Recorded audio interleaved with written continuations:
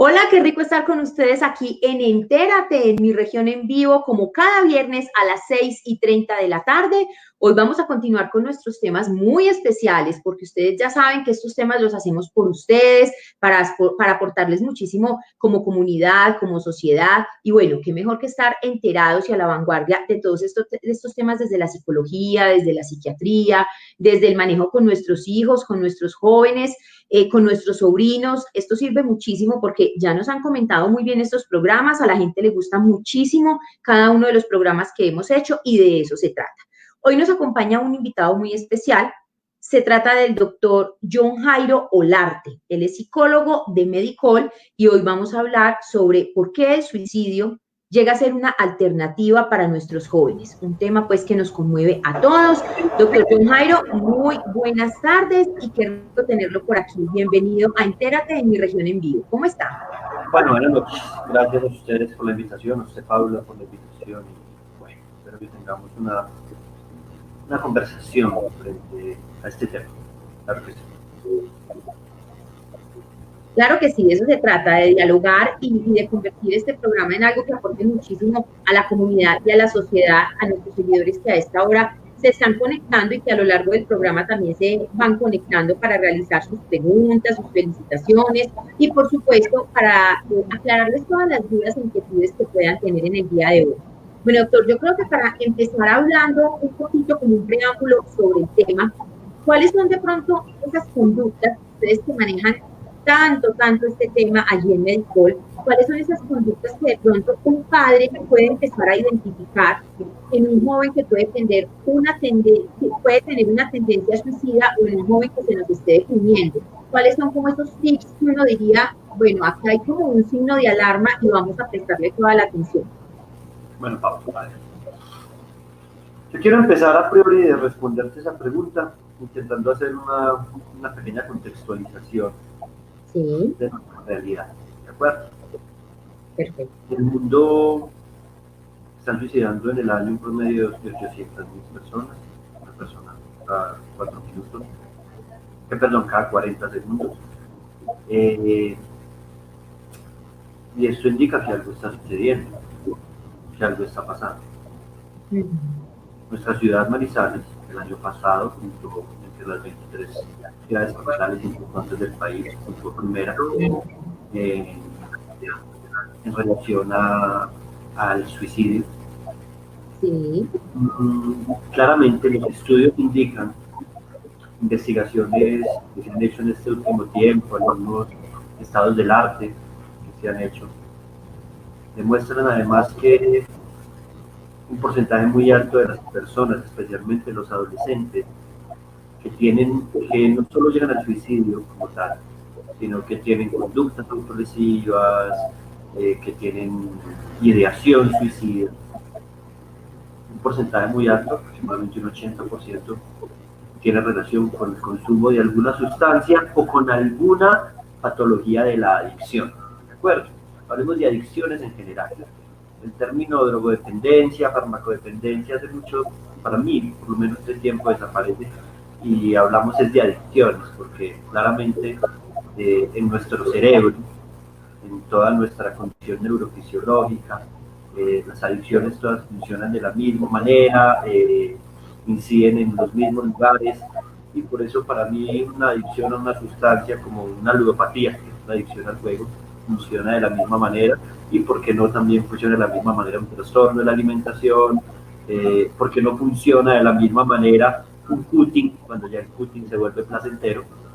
Entonces es importante hacer a priori esta contextualización, porque es importante que comprendamos que aquí no solo estamos hablando de un acto en sí que define o que se define a través de una conducta, ¿no es cierto?, sino que estamos hablando de una realidad psíquica que se está padeciendo, que es un fenómeno de salud pública, que tiene demasiadas particularidades, que en el proceso en pañales de lograr comprenderlo, que seguramente la misma interpretación que le hacemos como sociedad, cuando hablo de sociedad, hablo de todos los estados de la sociedad, de todos los que hacemos parte de la sociedad, ¿no es cierto?, desde desde el Estado, desde la cultura, desde los espacios sociales, desde los espacios educativos, desde los espacios clínicos de intervención.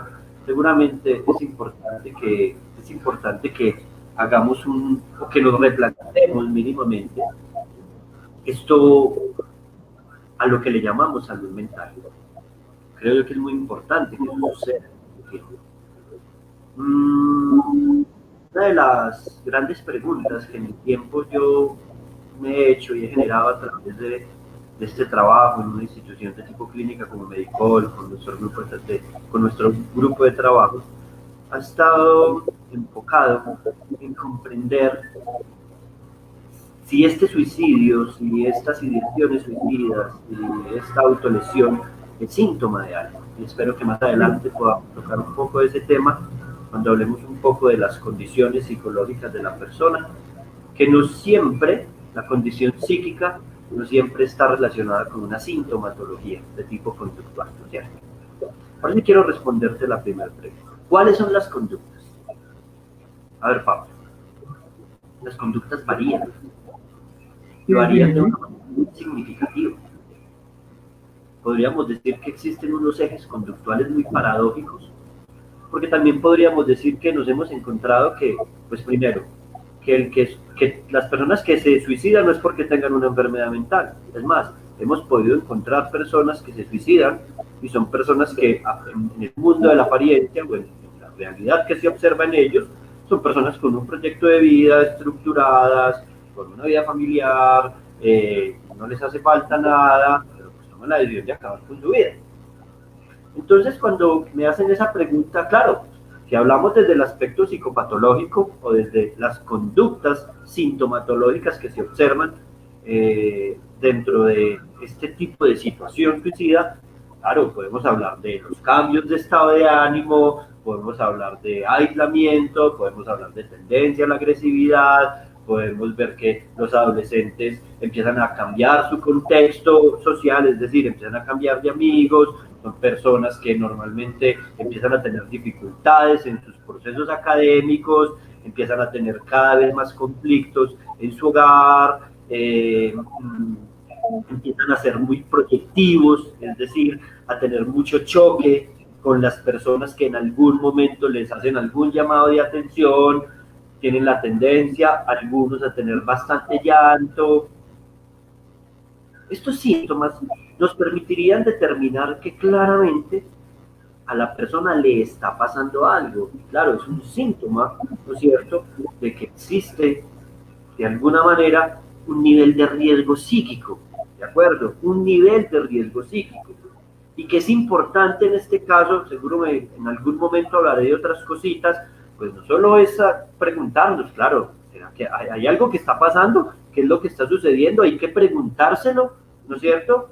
Necesitamos saber, sentarnos a dialogar con esta persona, pero aquí no solo se trata de hablar del tema del suicidio, se trata de hablar de realmente cuáles son sus emociones, de realmente qué es lo que está sintiendo, y en ese camino, claro, preguntarle si en algún momento ha pensado en quitarse la vida, si en algún momento ha pensado en hacerse daño de alguna manera, autolesionarse, ¿de acuerdo?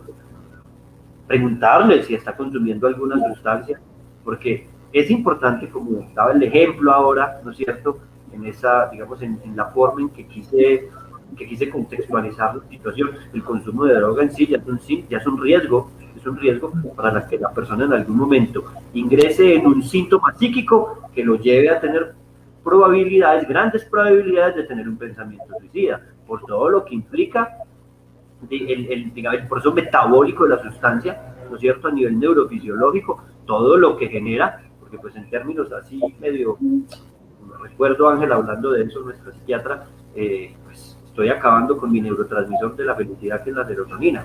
Entonces, muy seguramente ingresaré en ciertos episodios de estado de ánimo que me van a hacer percibir o sentir que esto no tiene sentido. Usted toca un tema muy importante y es el tema del consumo. Hay varios tipos de situaciones en este tema, y es aquella persona que consume para poder llegar al suicidio, o aquella persona que al consumir, lo que usted decía, llega a un estado de ánimo pues bajito, por llamarlo así, en lugar de alegría, siente tristeza y llega a cometer este tipo de acciones justo cuando consume. Entonces yo creo que el consumo sería una entrada al tema del suicidio, sobre todo cuando hablamos de personas. Lo que usted decía en la introducción que le hacía a este tema es muy importante, y es que usted hablaba de personas que tienen de pronto alguna conducta suicida, pero también hay personas que se ven aparentemente felices, nunca han tenido pues como un comportamiento, digamos, que uno diga puede llegar a cometer esta acción. Entonces llegan a la determinación, voy a terminar con mi vida, porque sencillamente tomé esta decisión, no sé, se me cerraron las puertas, todo lo que puede girar en torno a esto. Entonces, Paula, sí. Mira, hay algo que esto es una forma de verlo, ¿cierto? Una forma personal, pues que no esté de acuerdo, lo respetaré siempre. Sí. Pensar en la muerte es humano, es muy natural, es inherente a nuestro humano. ¿A quién no se le ha pasado por la mente, qué bueno morir, en cualquier situación, por algún problema, por alguna crisis, por algún duelo, por alguna dificultad? ¿Quién no ha pensado de alguna manera hasta cómo lo haría? Seguramente eso también es muy natural. No sé cuántas personas se han asomado a un balcón alto y se han imaginado esto, y me parece súper importante hablar, ¿de acuerdo? Porque muchos humanos nos podemos asomar en un lugar alto y nos imaginamos cómo sería tirarnos, cómo caeríamos, armamos toda la telenovela, todo el drama, y eso también, o sea, eso no es que sea, esto es natural, ¿de acuerdo? Eso es natural, ¿de acuerdo? Lo que necesito reconocer, ¿de acuerdo? Lo que necesito reconocer en ese tipo de condiciones es cuando esto se convierte en una condición que se mantiene en el tiempo. Es decir, un pensamiento que es de tipo recurrente y que se convierte en una verdadera opción. Porque de manera automática, nuestro pensamiento automático puede pensar muchas cosas. Nuestro pensamiento automático puede pensar en ver a alguien con el que usted tiene rabia. El pensamiento puede venir una idea. Pégale un puño. No significa que usted lo va a pegar. ¿De acuerdo? Porque por eso tenemos una conexión, tenemos un estado que se llama estado de conciencia, y es lo que me permite delimitar y tomar ciertas decisiones en el momento oportuno, de la manera adecuada, porque es lo que me pone el freno, y eso necesito reconocerlo. Es importante que quienes escuchen esto que estamos hablando lo reconozcan, ¿de acuerdo? Y lo reconozcan de manera clara. Claro. Más no significaría lo que estoy diciendo, acuerdo, que sea natural que este pensamiento se mantenga, que este pensamiento, vuelvo y repito, sea recurrente, y que yo esté buscando un lugar alto para asomarme constantemente, pensar lo mismo, recrear la misma situación, ¿de acuerdo? Buscando el motivo que sea. Son dos cosas importantes, no sé si para hablarlo ya, pero te pido que en un momento, cuando avancemos en la conversación, digamos, recuérdame hablar un poco frente a todo lo que tiene que ver con la personalidad, porque para mí es vital hoy aquí dejar un mensaje frente a aquello que es la personalidad, los rasgos de personalidad, los trastornos de personalidad, que son cosas que, digamos, en mi preocupación no solo clínica, sino académica, y también la preocupación clínica académica de nuestro grupo de trabajo, que pues en compañía de la Universidad de Manizales hemos tenido este tipo de diálogos, creo que de manera profunda, y cuando existen cosas que no se reconocen, cuando yo no reconozco mi personalidad, pues seguramente va a ser difícil que yo reconozca cuáles son esas tendencias que tengo, ¿no es cierto? Y cómo son todos esos procesos que sí, procesos sintomatológicos que me están diciendo que hay algo interno que seguramente no está funcionando. Vale, es importante, pero espero que lo hablemos en el transcurso de la conversación.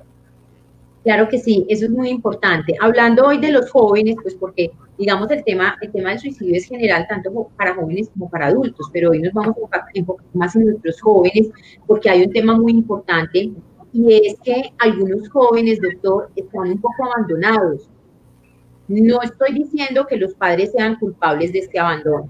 Estoy diciendo que puede haber un abandono inconsciente también, en el afán del trabajo, en el afán de atender la casa, en el afán, por ejemplo, de hacer tantas actividades, tanto papá como mamá digamos que me inclino más por la mamá, pues porque anteriormente las mamás se quedaban más en la casa. Ahora, tanto mamá como papá trabajan y deben pues, desarrollarse laboralmente.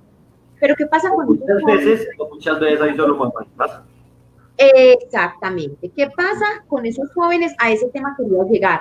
¿Qué pasa con esos jóvenes que de pronto están en abandono y que de pronto papá y mamá no viven juntos, Paula, pero tampoco están presentes? yo te quiero, a mí me parece importante lo que estás diciendo. Mi Sí. pregunta es, que yo haría como una contrapregunta, o nos haría esta contrapregunta. ¿Están abandonados o se sienten abandonados? Sería una pregunta importante de hacer, ¿de acuerdo? Sí, sí, ¿Por sí. qué? Porque entonces, lo primero que necesitamos comprender es que la composición familiar en el tiempo se ha transformado, ¿ya? Y dentro de esa misma transformación, afortunada o desafortunadamente, las dinámicas y los roles también se han venido transformando. Y muy seguramente, podría poner el ejemplo, si un joven o dos jóvenes o tres viven con su madre, que son separados, pues seguramente esa mamá tendrá que trabajar. No sabemos si tiene familia cercana que le haga acompañamiento a sus hijos, pero seguramente la mamá lo que tiene claro es que tiene que ir a trabajar para solventar las necesidades básicas de sus hijos.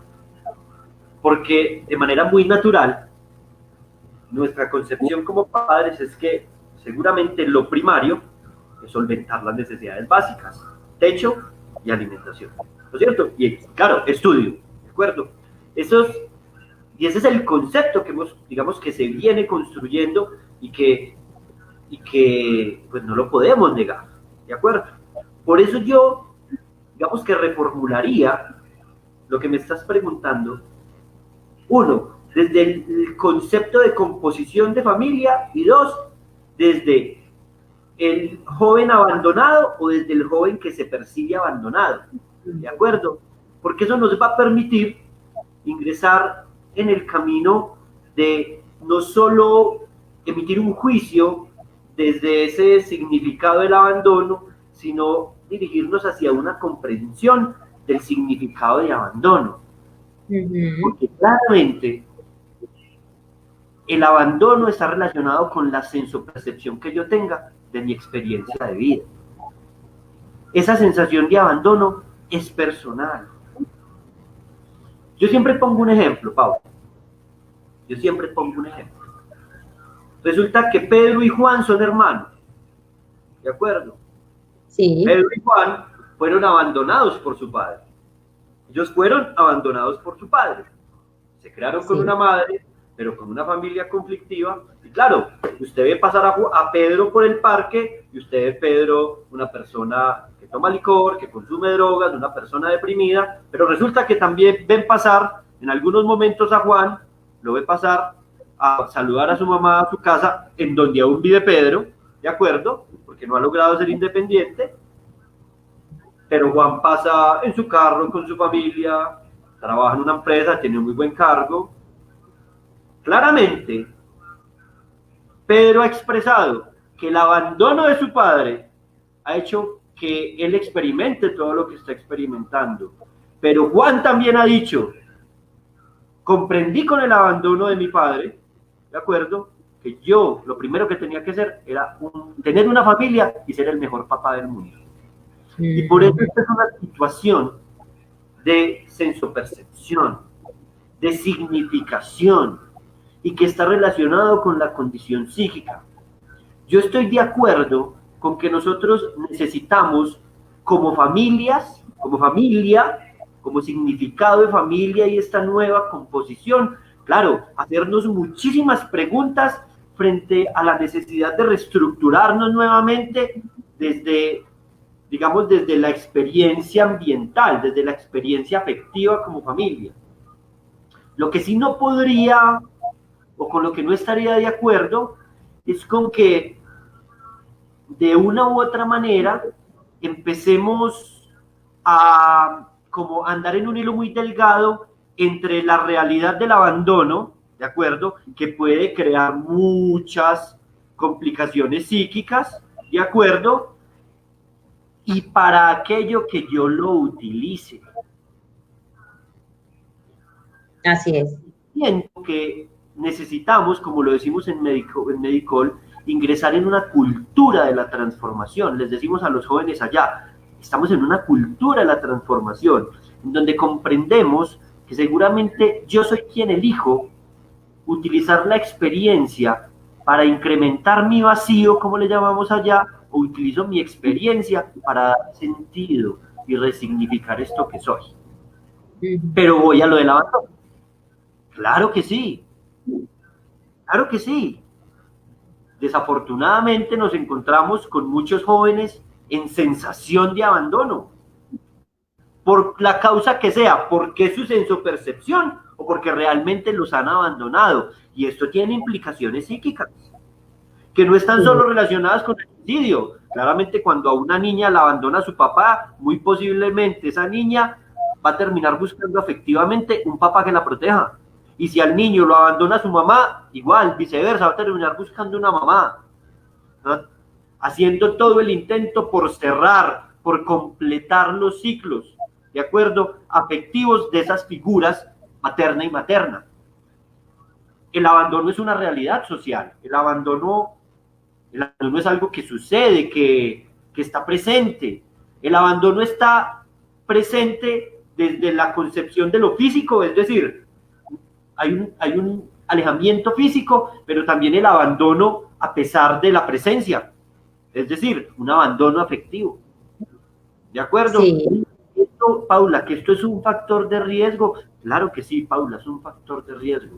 Y claro que necesitamos empezar a construir muchas herramientas para empezar, pues primero a comprenderlo como factor de riesgo, pero también comprenderlo como una posibilidad de sentido. Porque nuestra percepción, desde mi trabajo y el trabajo que hacemos en Medicol, es que nos hemos llenado en este mundo de los significados, de significados muy tendientes, especialmente en la etapa adolescente, que es muy natural, muy tendientes al drama, ¿de acuerdo? Es decir, si tienes, malo, yo no merezco tanto, y si no tengo, ¿por qué no tengo? Y es allí en donde necesitamos empezar a ingresar en esa realidad psíquica de los individuos, y en donde tendríamos que respetar completamente la sensación y el sentimiento que tienen, ¿de acuerdo?, pero también ser muy objetivos en el acompañamiento. ¿Sabes por qué? Porque cuando hablamos de abandono, muchas veces terminamos, y con esto quiero terminar la respuesta, revictimizando al adolescente. Y esto lo conlleva ¿a qué?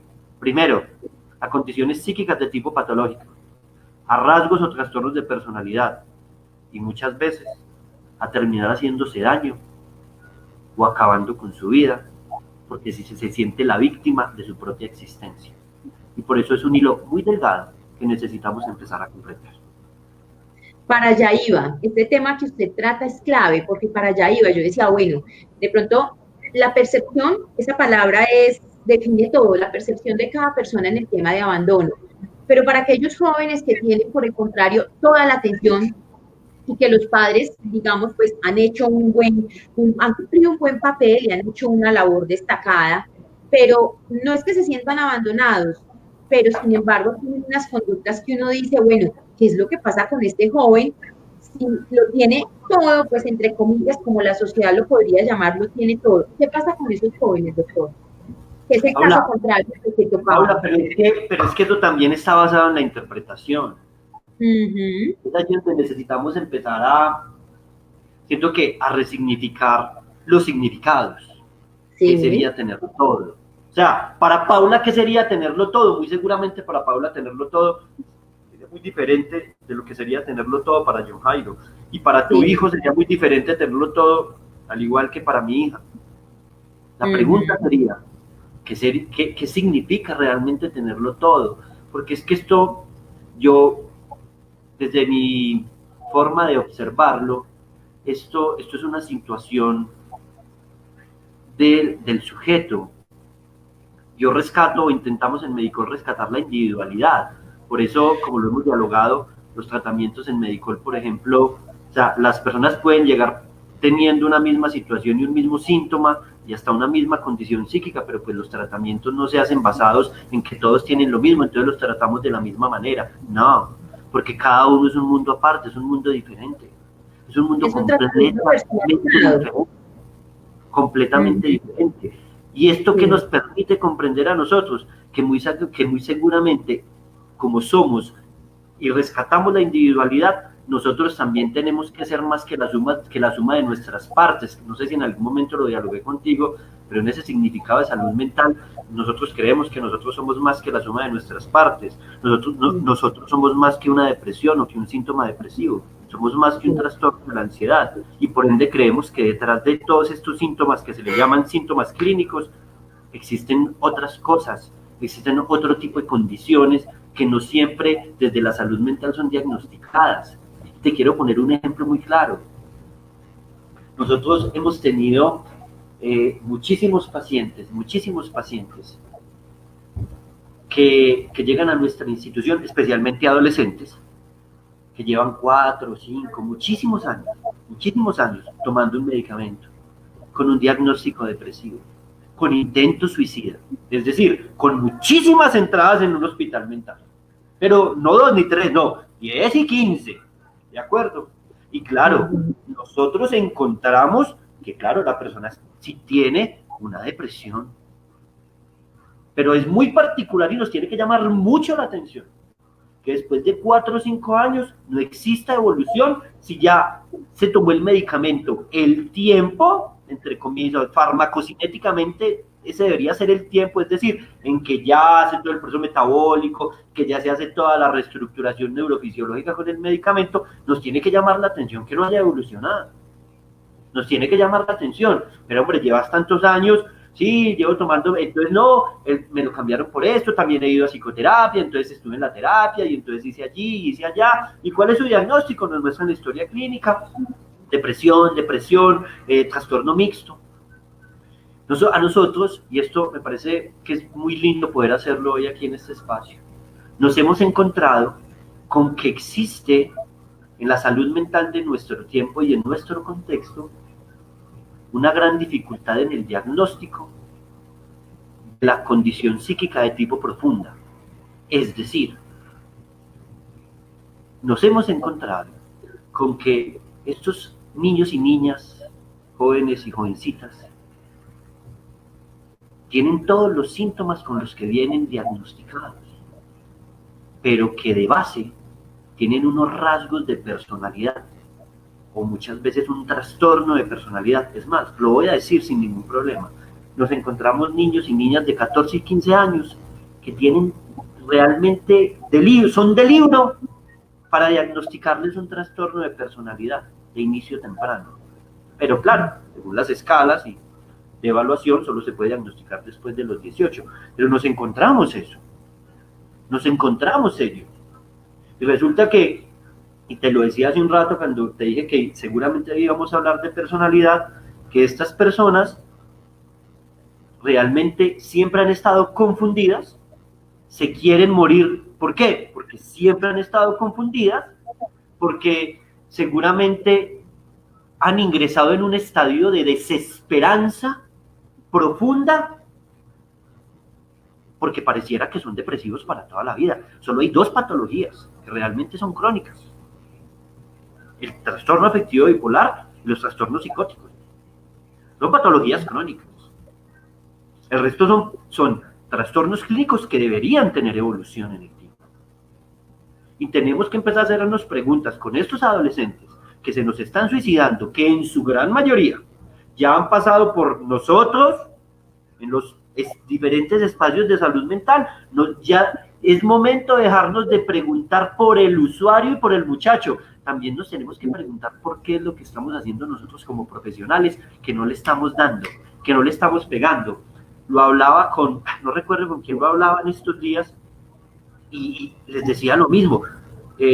Bueno, sí, en unos cursos que vamos a montar para la Universidad de Manizales frente a trastornos de personalidad, por lo mismo, por esta misma conversación. Entonces yo les decía, miren, para mí, para Medicol, algo que deberíamos hacer desde las instituciones clínicas, a priori de diagnosticar Lo clínico, el síntoma clínico, es diagnosticar si hay algún rasgo de personalidad que sea exacerbado. Y si tú me dices, John, explícame un poco más de eso, creemos nosotros que tenemos en las calles trastornos de personalidad andantes no diagnosticados, de tipo límite, de tipo dependiente y de tipo sociopático. No diagnosticados, y que seguramente muchos de tipo esquizotípico. Cuando hablo de una persona límite, así muy rápido, son personas hipersensibles, que tienen la tendencia a las adicciones, a los trastornos de la alimentación, a la autolesión. Son personas que tienen un bajo concepto de sí mismas, que tienen una sensación constante de abandono, aunque no hayan sido abandonados. Por eso quise hablar ahora del ascenso-percepción, ¿de acuerdo? Sí. Tienen la percepción de un vacío que no saben cómo llenar, aunque eso sería muy humano y natural, todos, pero se dice la literatura que los límites aún más. El dependiente siente que no es capaz de vivir sin el otro, entonces el límite y el dependiente son los que le dicen yo creo que tú los has conocido, y aquí todos los que estén los hemos conocido, el adolescente, hombre, mujer, que es capaz de decirle a su pareja, si me dejas, me mato. Me mato. ¿Y saben qué es lo peor? Muchos de ellos lo hacen. Sí. Muchos de ellos lo hacen, porque tienen en su mente de que nadie los valora, nadie los quiere, no valen la pena, y seguramente este no es un lugar para ellos, entre muchas otras cosas que pueden pasar por la mente. Y nosotros, con los pelados, ¿cómo lo hablamos? Claro, nosotros tenemos aquí un lugar que le llamamos La Loca. La Loca toma el control y construye una realidad mentirosa, en donde te dice que no vales, pero porque es una cosa que vuelves una creencia, lo vuelves un pensamiento, el pensamiento se vuelve una idea, la idea se vuelve una creencia y la creencia una emoción, y actúa a través de todo eso que he venido construyendo. Y cuando yo permito que ya eso se adueñe de mí, muy difícilmente voy a salir de allí, pero es un asunto que yo construyo y voy configurando a través del tiempo con mi personalidad, la personalidad de tipo epigenética. Claro, tengo con algunos genes, ¿de acuerdo? Pero también la construyo especialmente en mis primeras socializaciones, con mi familia y con mis primeros pares. Y en adelante la construyo hasta los 25, 26 años. Sí. A lo que quiero llegar con esto, Paula, que disimuladamente estamos hablando de suicidio. Digamos que es como si estuviese allí, ¿de acuerdo? Como que no sé si te has dado cuenta que intento no utilizar mucho la palabra, pero quiero que esté allí, como que esté ahí, que esté presente. Es porque para suicidarnos tenemos que ser humanos. Eso es digamos que sería como la regla máxima: para suicidarte tienes que ser humano. Y como humanidad tenemos que comprender que somos humanos frágiles y llenos de necesidades, ¿de acuerdo? Que nuestra realidad psíquica es inherente también a esta humanidad, y que seguramente desde esa realidad psíquica nosotros como humanos tomamos decisiones, pero claramente, un adolescente, si lo hablamos desde los estados del desarrollo, seguramente el adolescente aún no ha desarrollado toda su corteza prefrontal para tomar decisiones suficientemente coherentes y objetivas. Además que está en el desarrollo de su personalidad. Es decir, voy a decirlo, espero que no se malinterprete, uno antes de los 30 años es un poquito más animalito que humano en algunas cosas, ¿de acuerdo? Porque sigue funcionando muy con el cerebro reptiliano. Y necesitamos comprender eso, no para creer que somos eso, que somos un animal, no. Para comprender por qué, por ejemplo, no controlamos impulsos. Si adultos no controlamos impulsos, ahora un adolescente no controla el impulso, ¿de acuerdo? Claro. Que si el adolescente me dice, me quiero matar, es que yo tengo que creerle. Y tengo que creerle de verdad. No puedo estar pensando, uy, va a manipular. Uy, es que, porque ese es el cuento de muchos papás en sus dinámicas, y hasta de muchos profesionales de la salud. No le pare bolas, está manipulando. No, eso es puro cuento. No, hay que prestarle atención. Hay que prestarle atención. Porque es que tenemos que entender que los adolescentes todavía no tienen el recurso psíquico para hacer una cantidad de resoluciones a su vida. Sí. Y desafortunadamente, la masa genera masa. Y se ha vuelto el suicidio otra opción, una opción más para ellos. Seguramente hace un tiempo no lo era tanto. Sí. Con todo el respeto, los medios han ayudado a que se masifique la misma masa, valga lo redundante. Se suicidó aquí, se suicidó allá, se suicidó esto, porque existe amarillismo y igual es natural en nuestra sociedad, ¿de acuerdo? Claro. Y eso necesitamos comprenderlo y necesitamos aceptarlo, aceptar que existen esas realidades y que con ellas nos enfrentamos, Paula, y que seguramente también es nuestra responsabilidad empezar a comprender estas realidades de tipo psíquicas de nuestros adolescentes. Pues primero para hacernos responsables a nosotros como adultos de lo que nos corresponde, pero también acompañarlos a ellos a que desarrollen lo que les corresponde. Pero todo desde una relación leal y real, no desde la duda, no desde el señalamiento ni los juicios. Pero ¿por qué está triste si lo tiene todo? Es una emoción y hay que validarla.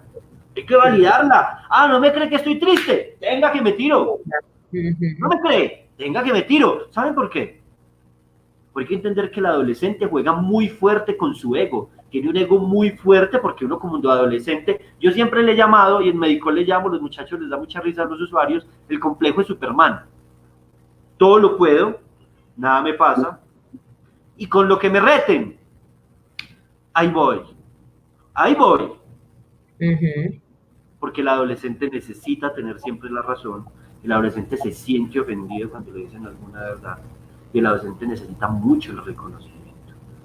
Y yo necesito tener eso presente, porque muchos de los adolescentes que se nos suicidan están viciados por un ego muy frustrado. Eso necesitamos tenerlo claro y presente además.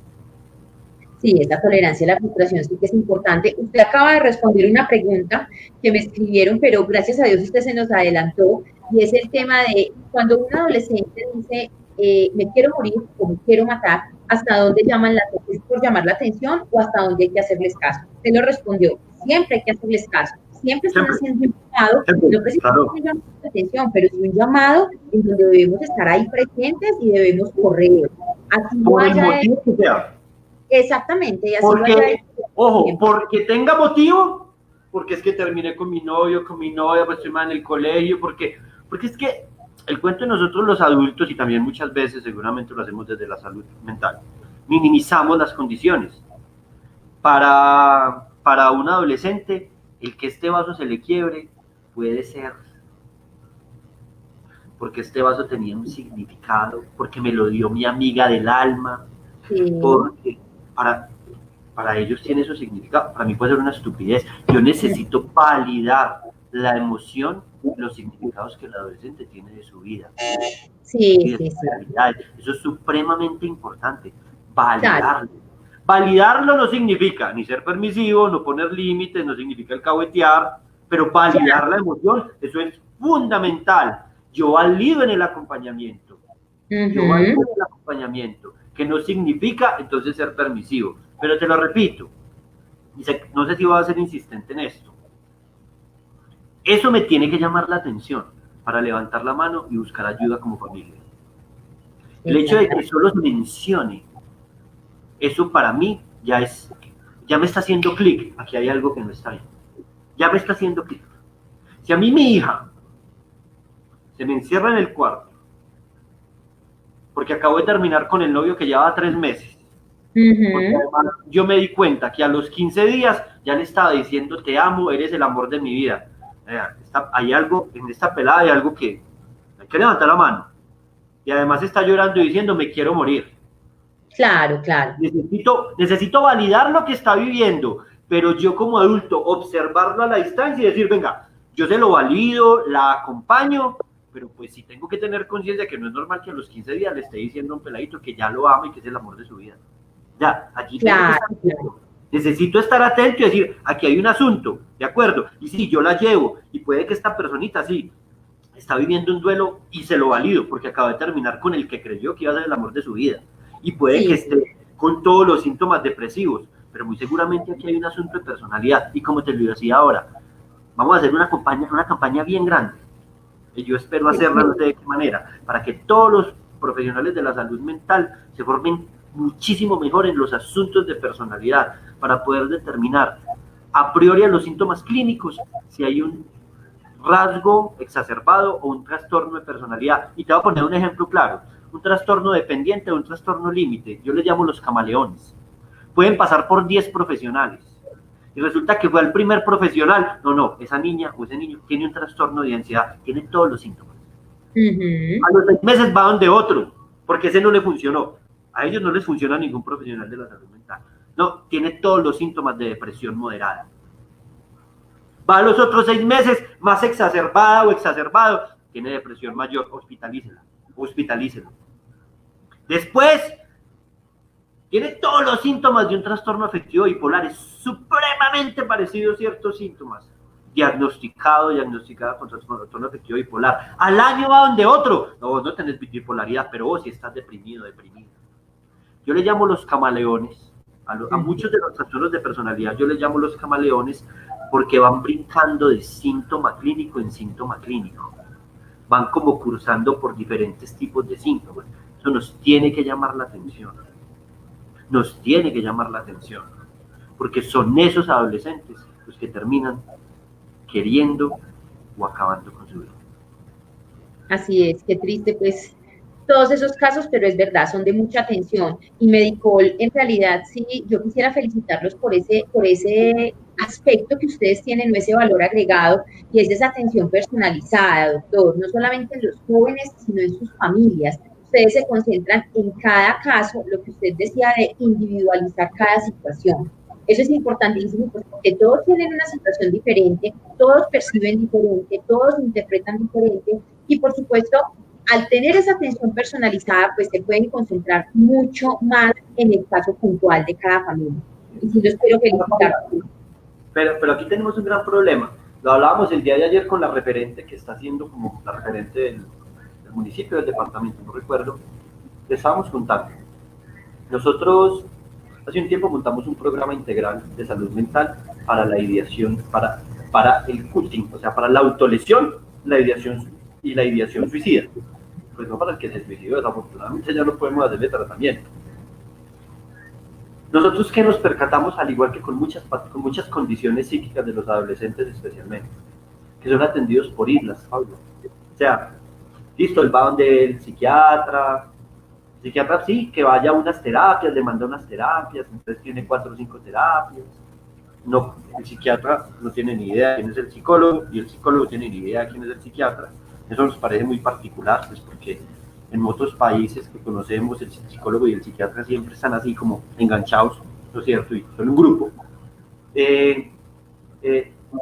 pronto algunas asesorías a la familia, algunos acompañamientos a la familia, pero todo muy en islas. A eso aquí le llaman programas. Y yo voy a ser muy respetuoso, para nosotros eso no es un programa, eso son atenciones, eso son consultas internas, pero eso le llaman programas acá. Eso es como, nuestro sistema de salud es, con todo el respeto, supremamente mentiroso, supremamente mentiroso. Hoy en día, gracias a Dios, por ejemplo, para las adicciones, que es uno de nuestros programas, gracias a Dios, hay una ruta integral que dice que tiene que ser un programa. Y entonces allí sí, la persona ingresa a un programa. Nosotros tenemos el programa de ideación suicida, intento suicida, ¿no es cierto?, y autolesión, pero pues ese programa nosotros ofrecemos ese programa, pero de manera particular.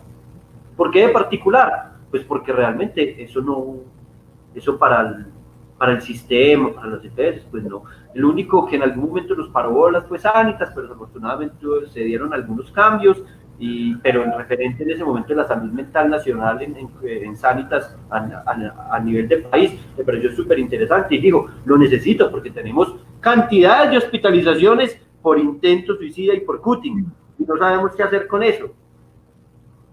Pero bueno, pues afortunadamente no se pudo, pero hay algo que tener claro. Si yo tengo un hijo o una hija con este tipo de situación, yo tengo que exigirle a la EPS que me haga un programa integral. Y un programa integral significa psiquiatría, psicología, terapia, intervención y psicoeducación familiar, evaluación constante de la familia y del contexto, psicoeducación de su sistema educativo laboral intervenciones familiares, multifamiliares y grupos de apoyo. Grupos de apoyo, tanto para la familia como para el usuario. Constantes. Cuando yo comprendo eso, nosotros le llamamos la tríada interventiva entre lo integral y lo interdisciplinar. Y en la tríada está la familia y el resto del sistema, educación, afectividad, social, ¿de acuerdo? Comprendemos que la integralidad es la atención de todo ese fenómeno, ¿de acuerdo? Y cuando hablamos de interdisciplinariedad, hablamos que es un grupo de profesionales que están en un mismo espacio, que conocen los objetivos terapéuticos, que plantean una hipótesis diagnóstica, que tienen un mismo, pues, repito, que tienen un diagnóstico claro, que hacen un acompañamiento continuo, que hacen reuniones de estudio de caso frente a la persona, no porque tocó, hay que hacer la reunión del estudio de caso porque es que se intentó suicidar otra vez, a las malas hay que, no, porque pareciera que nos preocupamos cuando sucede una cosa muy grave. Uy, no hay que reunirnos, hagamos esto. Llame al psicólogo que la trató, al nutricionista que la trató porque además tiene trastorno de alimentación y hagamos eso. Y, buenas, ¿cómo está? Llegan a la reunión y se conocían. Es allí en donde es importante comprender que, claro, hoy estamos hablando de por qué los muchachos se suicidan, pero también necesitamos hablar de cómo lo estamos interviniendo. Porque si lo seguimos interviniendo como lo estamos interviniendo, uno, se van a seguir suicidando. Dos, ese mundo de los significados y esos procesos psíquicos de ellos nunca se van a transformar. Es importante que lo tengamos presente. Sí, eso es triste. El sistema de salud a veces no presta atención a toda. Usted está tocando un tema súper importante, doctor, la red de apoyo. Y a veces cuando se concentran, si logramos concentración, tanto en el joven que tiene algún intensicida como en el joven que tiene algún consumo de sustancias psicoactivas, porque están los dos casos, se concentran es en el joven o en la persona. ¿Y dónde queda ese acompañamiento a la familia? Yo digo que es un acompañamiento clave porque finalmente es la familia la que le debe dar manejo al caso. Y vamos a entrar en un tema muy importante, el rol de la familia en un joven que tiene alguna conducta suicida. ¿Cuál es? Todo. Pues, es todo. Si me preguntas cuál es el rol fundamental. La familia es la primera red de apoyo, la familia es la red de protección, la familia es la afectividad, la familia es ese lugar de seguridad, ¿no es cierto? A pesar de las dificultades. Sí. Preocupémonos cuando no hay red, porque nos encontramos muchos casos donde no hay red, es la realidad. Preocupémonos donde no hay red. Pero si existe una familia, la familia necesita formarse. Claro. ¿Qué es lo que estamos haciendo en este último tiempo? Se ha masificado el asunto, claro, y chévere que esto se esté masificando. Necesitamos formarnos como familias, adquirir herramientas, pero no herramientas técnicas. Haga esto o haga lo otro, no. Primero herramientas comprensivas. Herramientas de tipo comprensivo de la realidad de nuestros jóvenes, para después, a través de esas herramientas comprensivas, poder identificar qué es lo que está sucediendo con mi joven puntual, porque no para todos son las mismas herramientas, ¿de acuerdo? Porque con Paula puede funcionar que le pongan el límite, pero de pronto con John Jairo no. Con Paula puede funcionar, con Paula quizás no funcione que le hagan acompañamiento afectivo, de cercanía, pero puede que con John Jairo sí, ¿de acuerdo? Pero yo necesito adquirir, primero, vuelvo y repito, herramientas comprensivas, que me forme, que un profesional me asesore, acorde a la situación y condición psíquica de ese sujeto. Aunque en la casa digan, es que es igualita María. No, igualita María es la apariencia, no significa que tenga las mismas necesidades, ¿de acuerdo? Cuando yo hago comprensiones, es donde puedo construir herramientas también de tipo individual para la intervención en casa de ese sujeto. Yo casi en la casa, en este tipo de casos, casi que nos volvemos unos coterapeutas, una familia que está constante, una familia que construye las famosas redes, ¿de acuerdo? Que construye una verdadera red, en donde cada uno adquiere un rol. Es más, casi que cada uno resignifica el rol. O cada uno se apropia también de su rol, el rol que nunca se ha dado o nunca ha tenido, casi que lo solidifica, o lo resignifica, o lo reconstruye, como le queramos llamar. Y eso es vital. y lo acepta porque además hay que hacer un proceso de aceptación. No todo el mundo acepta en la familia que su joven o que su familiar tiene alguna conducta o tiene un consumo o tiene, bueno, cualquier tipo, no lo llamemos problemática, cualquier tipo de estas situaciones. Entonces hay que hacer un proceso de aceptación porque no todo el mundo lo acepta bien. Vuelvo y repito, es más, empecemos. Yo que tengo que, ahora lo hablábamos, validar la emoción del joven. Es que hacia mí mi hija me dice, me quiero morir, porque me siento verdaderamente triste, yo necesito validarlo. Seguramente una parte mía va a decir que estupidez, ¿cierto? Como lo decía, todo lo tiene. No, de pronto no todo lo tiene, es la interpretación que yo tengo, pero no es la de ellos. Yo estoy dispuesto a tomar el rol como padre. Para acompañar a mi hija, lo primero que tengo que hacer es dejar de tener la razón. Sí. ¿Por qué? Porque ahora hablé de los egos del adolescente. Ahora tengo que hablar del ego de la familia. El ego familiar y los egos que se construyen en el contexto de la familia son siempre una resistencia, una gran resistencia para poder hacer intervenciones asertivas con las personas. Tú hablabas en estos días de asertividad. Si yo no tengo esa barrera del ego de sujeto, del ego de familia, pero si en la familia nunca ha existido una persona deprimida, usted es la primera persona en esta familia que sea aquel que ha dicho que se quiere matar. ¿Cómo le ocurre? ¡Qué vergüenza! Así. Entonces, ¿sabe qué hace un adolescente? Sí, mucha vergüenza. Solo pues, por esa sensación de resentimiento y venganza, hace un acting out y chao. Y puede que solo, es más, puede que ni siquiera esté pensando en suicidarse, sino en decir, venga, me hago harto daño para que se sientan bien mal. Pero desafortunadamente tenemos que comprender que a muchos de ellos se les va la mano. A muchos se les va la mano. Y ya no hay reversa. Y son todas estas pequeñas comprensiones que hoy tenía esa intención, hablar de las minucias, no hablar de lo que encontramos en el libro, no hablar de lo que encontramos en internet, no hablar de lo que encontramos en muchas conferencias, sino que hablemos de las minucias, de las cosas que están allí, pero que pareciera que no las hablamos porque pareciera que no son tan importantes. Sí, son las más importantes, son fundamentales.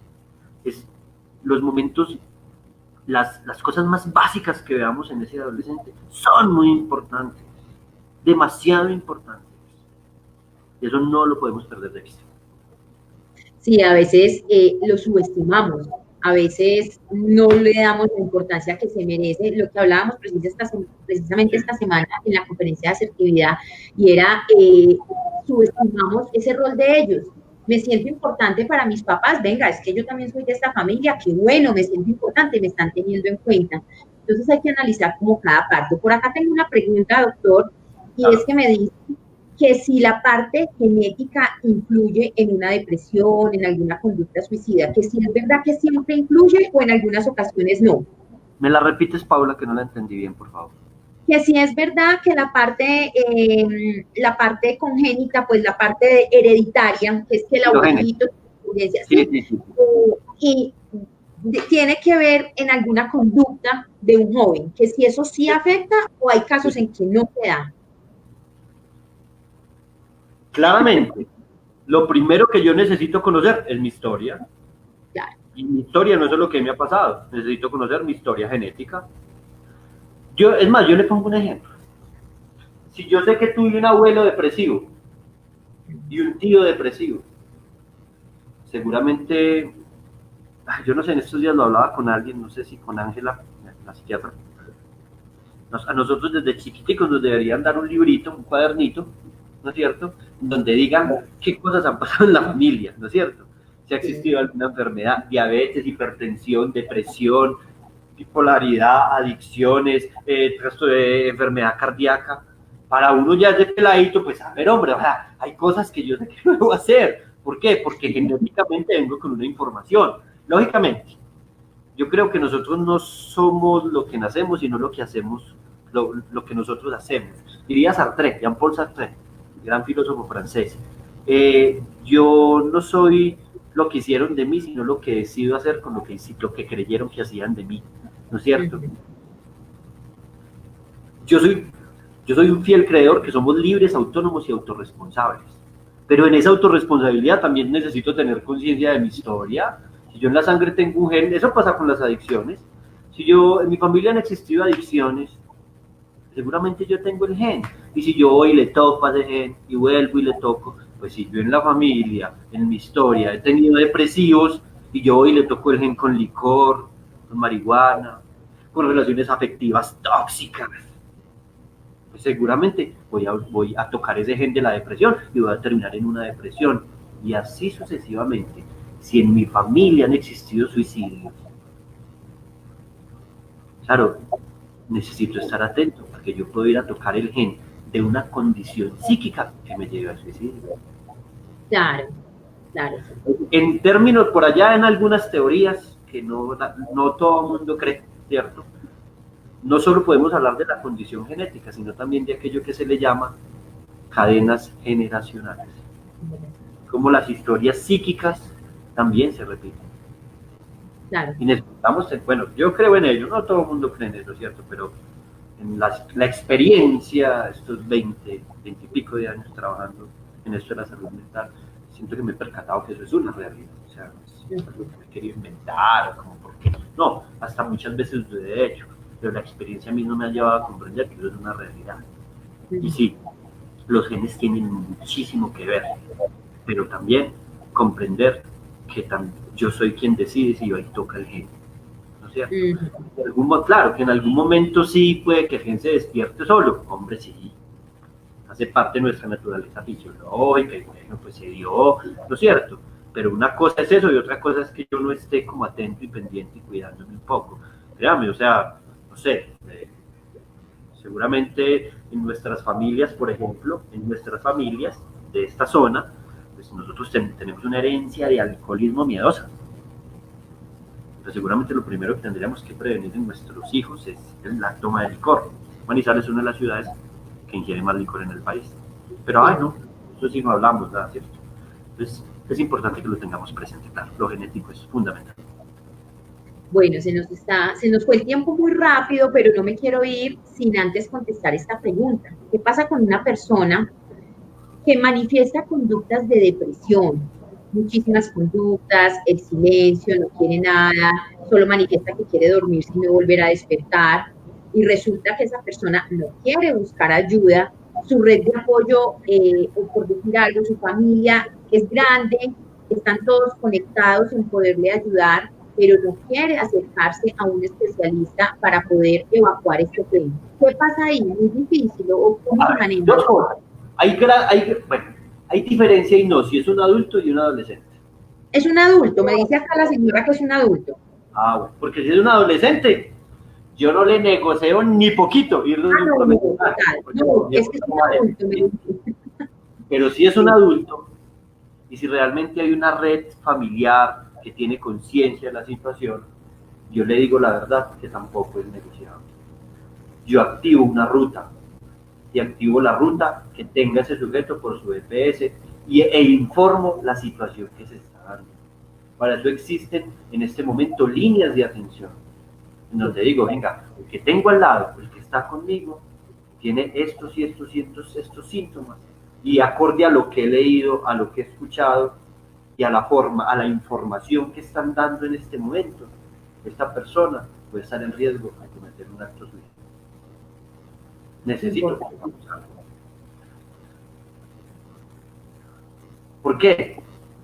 Son personas que están en estados psíquicos, yo le llamo de tipo bajo, ¿no es cierto?, de una energía baja, que son personas que no están dispuestos a escuchar. Usted puede llevar el mejor consejero al lado. No, porque psíquicamente no está preparado para ello.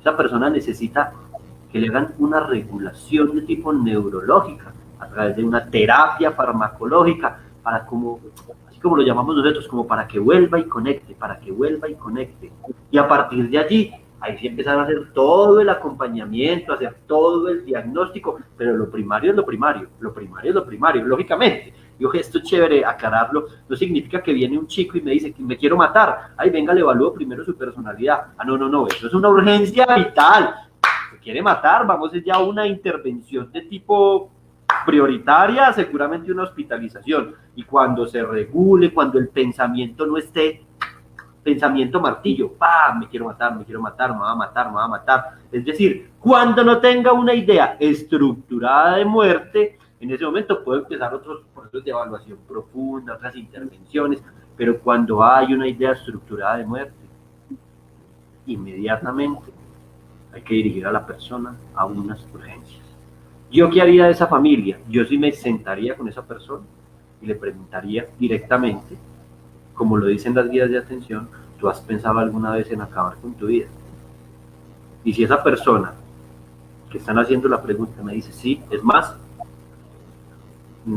he pensado que quiero acabar con mi vida, y yo le hago una segunda pregunta, ¿y has pensado cómo? Sí, y así. ¿Y lo tienes planeado? Preguntárselo de manera tranquila. Ah, sí, lo tengo planeado. Ay, ¿para cuándo? Ah, para tal vez. Ah, bueno, listo. Está bien, pero recuerda que hay cosas que tienes para vivir. Inmediatamente salgo y ¡ding! Llamada, una urgencia, inmediatamente, así tengan que ir por él hasta la casa, pues ya la persona no la puedo dejar en la casa, necesito llevarla como sea, porque esa persona no está psíquicamente apto para tomar decisiones. Eso es vital, tenerlo. Bueno, qué tema tan importante. Yo creo que nos quedó faltando mucha tela por cortar, pero me encantó este programa. Gracias a usted por el 15% de la conversación. Bueno, pero después lo podemos continuar. Muchísimas gracias. Y antes de despedirnos, cuéntenle a la gente, a nuestros seguidores, los que nos están viendo en este momento, dónde lo pueden encontrar a ustedes, porque estoy segura que les encantó el tema. Bueno, yo no hablo en nombre de John Jairo, primero. Hablo en nombre de una institución que hemos construido con el alma, llamada Medicol IPS, que hemos intentado, en donde hemos intentado humanizar la salud mental, darle otra mirada. Hemos intentado dejar de patologizar a los sujetos y de verlos como enfermos mentales. Y a través de un grupo interdisciplinar, con todos los profesionales de la salud, darle una nueva mirada a esto que significa nuestra condición humana, e invitar a los, por el motivo que ingresen en nuestros diferentes programas, y la transformación, ojo, y que esto claro, porque cuando hablamos de transformación hablamos de una cosa muy milagrosa y mágica. No, la transformación es hasta muy compleja, porque la transformación es tomar la decisión de adquirir un modo de ser para estar en el mundo, día a día, estilo de vida. La transformación no es una cosa, un iceberg, no, la transformación es todo un camino que seguramente tendremos que experimentar para siempre, pero necesitamos herramientas y necesitamos comprender de todo síntoma. Hay algo que no funciona en el sujeto y nosotros le llamamos vacío existencial, y si ese vacío no se llena a través del sentido, en la misma experiencia, a través de la comprensión de esta misma existencia, pues muy seguramente seguiremos experimentando lo mismo, y pasaré de ser depresivo a tener un trastorno de ansiedad, y pasaré de síntoma en síntoma en la vida, haciéndome las mismas respuestas. Seguramente no las he buscado en el lugar indicado, que cada uno verá cuál es el lugar indicado. El Medicol IPS tiene sus puertas abiertas, la sede de Las Palmas, el supermercado hacia abajo en la esquina, la sede de Salud Mental. Bienvenidos por allí, y gracias a ti, Paula, si sabes que es tu casa también, y una buena noche para todos.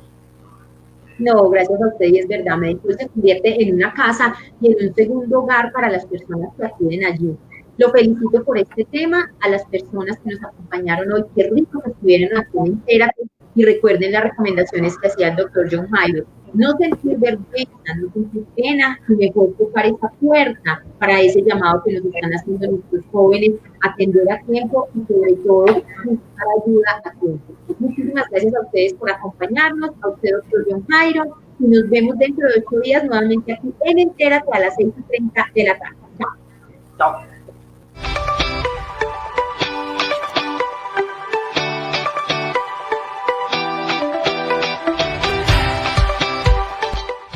En 3 años al aire, más de 700 transmisiones realizadas, 21.000 minutos de contenido en vivo, 150.000 personas alcanzadas cada mes. Llegamos a 240.000 personas con el cubrimiento de la Feria de Manizales. Más de 20 marcas han confiado en nosotros.